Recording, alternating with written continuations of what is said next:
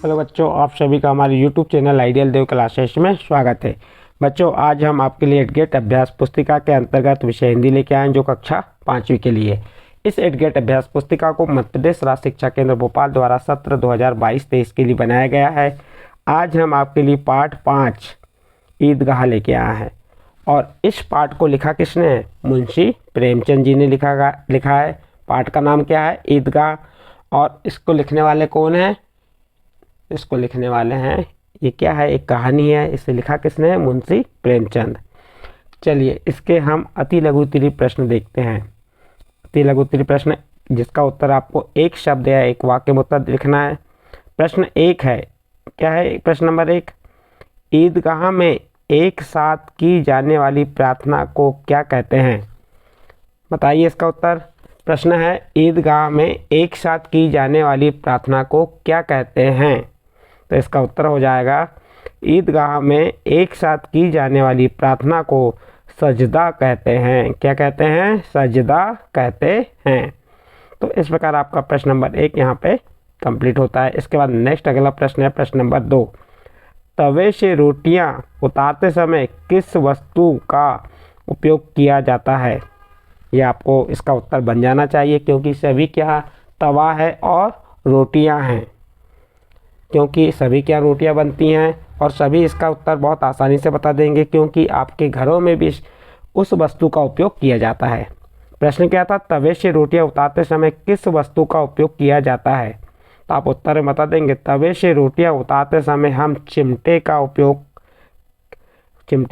किया जाता है। किसका उपयोग किया जाता है? चिमटे का उपयोग किया जाता है। यदि चिमटे का उपयोग नहीं करेंगे तो आपके हाथ, या आपको जो रोटी बना के दे रहे हैं आपकी मम्मी हो, बहन हो, इनके हाथ क्या हो जाएंगे? जल जाएंगे।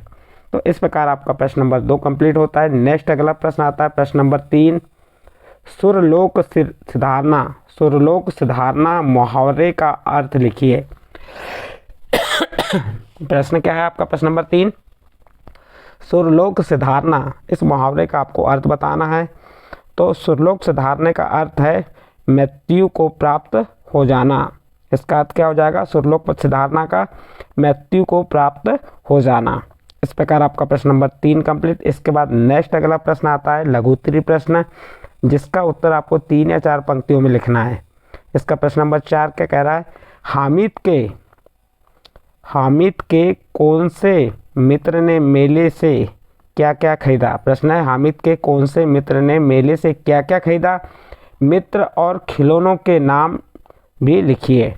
देखिए उत्तर होगा, महमूद ने सिपाही, मोहसिन ने भिश्ती, भूरे ने वकील तथा हामिद ने चिमटा खरीदा।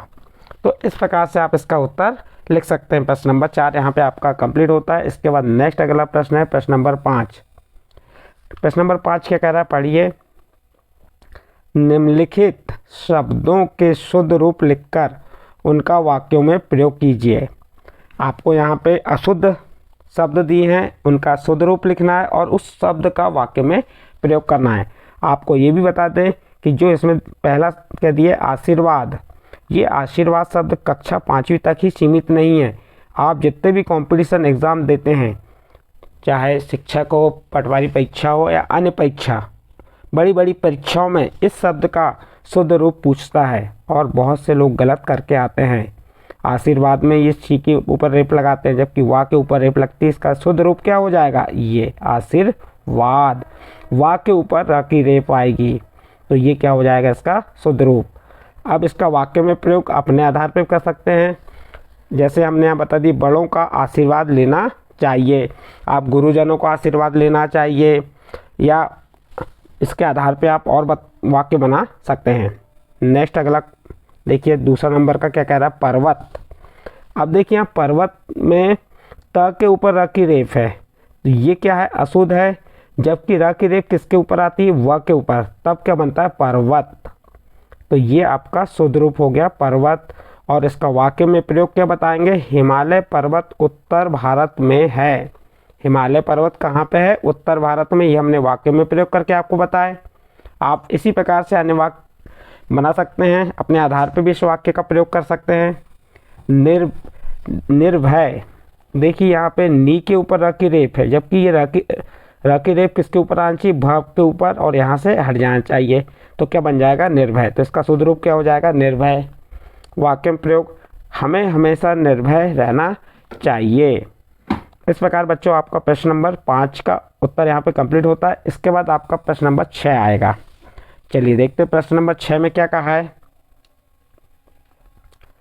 हमें अपने बड़े बुजुर्गों की सेवा क्यों करनी चाहिए।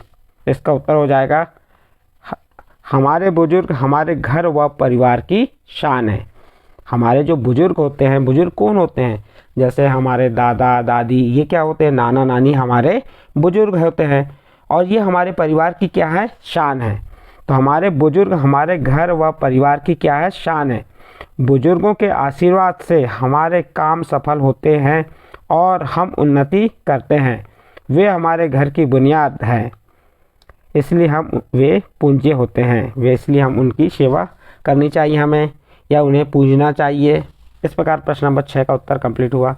इसके बाद दीर्घ उत्तरी प्रश्न है, जिसका उत्तर आपको 8 से 10 पंक्तियों में लिखना है, और प्रश्न नंबर 7 है। चलिए प्रश्न नंबर 7 में क्या दिया है, पढ़ते हैं। यदि हामिद के स्थान पर आप मेला जाते तो क्या क्या खरीद कर लाते, उन चीज़ों का क्या करते। उत्तर देखिए, यदि हम हामिद के स्थान पर मेला जाते तो निम्नलिखित वस्तुएं खरीद कर लाते। बेलन, चकला, तवा, कप, गिलास, टोकरी, मटका आदि। बेलन रोटी बनाने का काम आता तथा चकले पर रखकर रोटी बेलन से बेली जाती है। इसी प्रकार तवे पर रखकर उन्हें सेका जाता है। गिलास पानी पीने के उपयोग में लाते हैं, और कप का उपयोग चाय पीने के लिए किया जाता है। मटका पानी भरने के लिए प्रयोग में लाया जाता है। तो जो प्रश्न था उस प्रश्न के आधार पर हमने उत्तर बताया। प्रश्न था, यदि हामिद के स्थान पर आप मेला जाते तो क्या क्या खरीद कर लाते, तो हमने बता दी क्या क्या खरीद कर लाते। उन चीज़ों का क्या क्या करते, तो जो उनका उपयोग है वह आपको बताना यहाँ पे। जैसे बेलन का उपयोग क्या है, चकला का उपयोग क्या है, तवा, कप, गिलास, टोकरी, मटका, तो हमने उसके उपयोग सहित यहाँ नीचे बता दी है।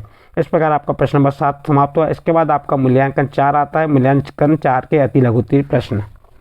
प्रश्न नंबर 1 क्या कह रहा है, दुआ शब्द का हिंदी समानार्थी शब्द लिखिए।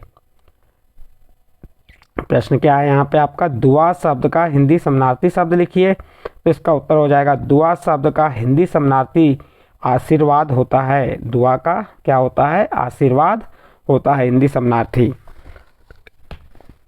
इस प्रकार आपका प्रश्न नंबर 1 कंप्लीट होता है। इसी का प्रश्न नंबर 2 देखते हैं, जिसे 3 या 4 पंक्तियों में लिखना है। लघु उत्तरीय प्रश्न है। हामिद की, देखिए यहाँ पे प्रश्न क्या कह रहा है, हामिद की दादी का गुस्सा स्नेह में क्यों बदल गया। आप इस प्रश्न का उत्तर कब दे पाएंगे बताइए। जब तक आप पूरे पाठ का अध्ययन नहीं करेंगे तब तक आप इन प्रश्नों के उत्तर देना आपके लिए कठिन ही रहेगा। इसलिए आपको अपनी पाठ पुस्तक का जो पाठ 5 ईदगाह है उसे पूरा पढ़िए, शुद्ध उच्चारण कीजिए। बार बार पढ़ने से उच्चारण भी सुधरता है और पढ़ने की जो हैबिट है वो बढ़ती है। तो प्रश्न था, हामिद की दादी का गुस्सा स्नेह में कैसे बदल गया। तो यहाँ पे जो आपके पास 2 लाइन में उत्तर लिखना है, बहुत सटीक उत्तर लिखना है। तो हमने क्या बताया है, हामिद ने कहा कि दादी तुम्हारी उंगलियां रोटियां बनाते समय जल जाती हैं, इसलिए मैंने यह चिमटा खरीदा है। यह सुनकर दादी का क्रोध स्नेह में बदल गया। इस प्रकार आपका प्रश्न नंबर 2 कंप्लीट होता है। इसके बाद दीर्घ उत्तरीय प्रश्न जिसे 8 से 10 पंक्तियों में लिखना है। दिया गया चित्र देखकर, ये चित्र दिख रहा है, इस चित्र को देखना है, उसके बारे में 8 से 10 वाक्य लिखना है। आपको चित्र दिख रहा है यहाँ पे, ये देखो, चिमटा, बेलन, चकरी, चमचा बेचने वाले के व्यक्ति दिखाई दे रहा है। एक जो घिरली कहते हैं, घिरली लेके घूम रहा है, खिलौने हैं, देखो उसके पास चकरी है। फिर ये दुकान मिठाई की दुकान हो सकती है, मटके की दुकान। तो इनको आप इस चित्र को पूरा देखिए, उसके आधार पर नीचे लिख दीजिए। जैसे हमने यहाँ बताया, चित्र में एक मेला लगा है। ये चित्र में देख रहे हैं आप, ये क्या है, एक मेला लगा हुआ है। यहाँ पे मेले में दुकानदार दुकानें सजाकर रखा है। मेले में दुकानदार ने क्या किया है, दुकानें सजाकर रखा है। दुकानदार बेलन, तवा, गुब्बारे, बांसुरी, फिरकनी, जलेबी, लड्डू बेच रहा है। बेलन, तवा, कढ़ाई का उपयोग खाना बनाने में किया जाता है। जलेबी, लड्डू मिठाई के रूप में खाने के लिए प्रयोग की जाती हैं।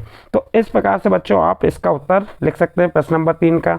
इस प्रश्न के साथ आपका मूल्यांकन, कौन सा मूल्यांकन, मूल्यांकन 4 और पाठ कौन सा था आपका, पाठ 5 ईदगाह कंप्लीट होता है। यदि इसकी अति लघु उत्तरीय प्रश्न, लघु उत्तरीय प्रश्न और दीर्घ उत्तरीय प्रश्न आपके समझ आए हैं तो आप हमारे चैनल आइडियल देव क्लासेस को सब्सक्राइब कीजिए, लाइक कीजिए एवं अन्य ग्रुप में शेयर जरूर कीजिए।